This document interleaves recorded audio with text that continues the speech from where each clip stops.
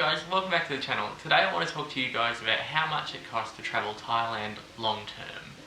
If you're new to the channel, my name's Rory and my wife Casey and I have spent over a year travelling through Southeast Asia, making videos as we go. So if that's something you're interested in, hit that subscribe button down below so that you don't miss out on any of our new videos. Now every country that we go to, we create a cost of living video once we're finished with it. We spent 2.5 months travelling through Thailand. We travelled right from the top right down to the bottom in both remote places as well as built up areas. So we have a good idea of what the variation in price across the whole country is. Now, before I get into the cost, let me start off by saying that if you've been to places like Vietnam, Cambodia and Laos, you are going to find that Thailand is expensive compared to those places. Think 20 to 30% more expensive for most things. Also, the costs for us are for 2 people, and I break it down into US dollars because that's normally the easiest way for most people to convert their home currency into when they're planning their trip. When I keep track of the expenses, I actually break it down into a bunch of different categories. So I'll go through each of those categories one by one, and then I'll give you a total right at the end. So our biggest expense in any country that we travel to is always going to be accommodation. The way that we like to travel is we prefer to get a private room if we can. In Thailand though, we couldn't always do that. It wasn't always affordable to do that. Just to put it in perspective, in Vietnam, in Ho Chi Minh City, we were able to get accommodation right in the middle of town, right close to all of the, the main centre, the backpacker area, for around about 12 or 13 US dollars a night, and that included things like accommodation and breakfast. In Thailand, in Bangkok when we were there, we were staying similar distance away from the main area, and for around about 13 or 14 US dollars a night, we couldn't even find somewhere with air conditioning, and Bangkok is one of the hottest places on earth, so it is a lot more expensive. To get air conditioning, it was going to be about double that price. So by the time you averaged out all the costs of accommodation, we ended up spending 293 US dollars a month on accommodation. So our next biggest cost is going to be eating out. Because we're constantly on the road and staying in hotels and backpackers and things like that, we just don't have the facilities to be able to cook for ourselves. So we pretty much eat out 3 times a day. Once again, compared to the other countries, Thailand was pretty expensive. You could easily get a meal in Vietnam for less than $1 for a meal. In Thailand, that same meal would be $2 or $3. When you're averaging that out over the cost of a couple of months, it does increase the cost substantially. So what we were finding is that we were having to eat a lot of ham and cheese toasties from 7-Eleven, which if you've been to Thailand, you know are freaking amazing. But yeah, it meant that we couldn't go out to restaurants as often as we did in other places. That being said, when you get to the remote places, food is still very cheap, so you can still find meals under $1 once you're out of the major cities, but in the touristy areas, you're basically paying a tourist tax on everything.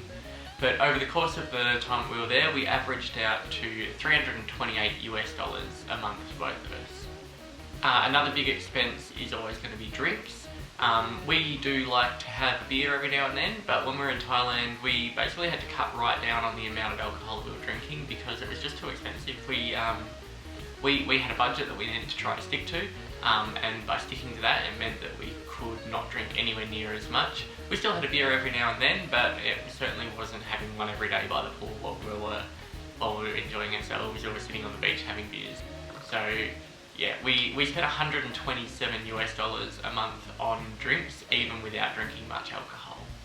So our next expense is groceries. Because we're on the road a lot, we need things like shampoo, conditioner, shaving cream, razors, things like that, and that all comes under groceries that we generally get from a place like a 7-Eleven. Each month, while we were in Thailand, we spent 96 US dollars on groceries. So I always keep track of our drinking water separately. And in the time that we were there, we spent 19 US dollars a month on drinking water. Another big cost is always going to be entertainment. So when you're going off and doing things like entry fees into museums and temples, cooking classes, things like that, we spent 106 US dollars per month on entertainment. Now, I will say that doesn't include the elephant sanctuary that we went to visit. We actually got given that as a gift. If we had have had to pay for that, that would have been about another $100 per person to go to that elephant sanctuary. You find that in Thailand you do need to pay to get into a lot of things like temples and things like that, and a lot of it is quite expensive as well.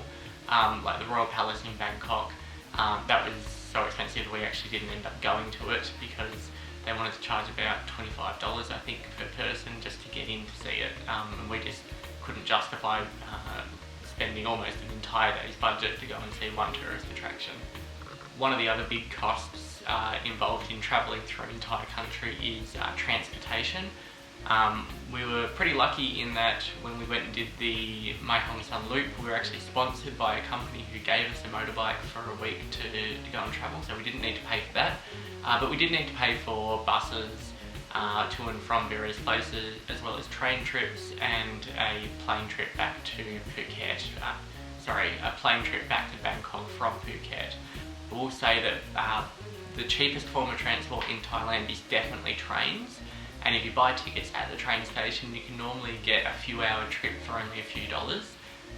Buses and minivans are pretty on par with each other, and even when you're doing a big overnight trip, it normally doesn't cost more than about $15–20 per person for a 12-hour trip, so it's normally pretty affordable with the transport. Even so, because we did cover a lot of ground in the period of time that we were there, we still spent $186 per month on transportation. One other little category is we did buy a SIM card when we were in Chiang because we needed one to extend our visa, and when you average that out over the months, it was about $3.50 a month. And finally, miscellaneous expenses. These are things that don't fit into any other category. So, for instance, I had a couple of haircuts when we were in Thailand. I'm pretty sure Case had a haircut when we were in Thailand as well. They don't really fit into any other category, so I just dumped them in a miscellaneous one down the bottom to keep track of that. And we spent $63 a month on miscellaneous things. So all up, we spent $1,225 per month while we were in Thailand. That is significantly more expensive than when we were in Vietnam or Cambodia or Laos even. But it's still very affordable, especially when you compare it to what it costs to travel back home in Australia. So yeah, we hope you guys found that useful. I will be making a video of the total cost for 12 months of travel in Southeast Asia, so keep your eye out for that. Don't forget to hit like down below, don't forget to subscribe. If you have any specific questions about anything, leave a comment down below and I'll get back to you. And we'll catch you guys in the next video. Bye!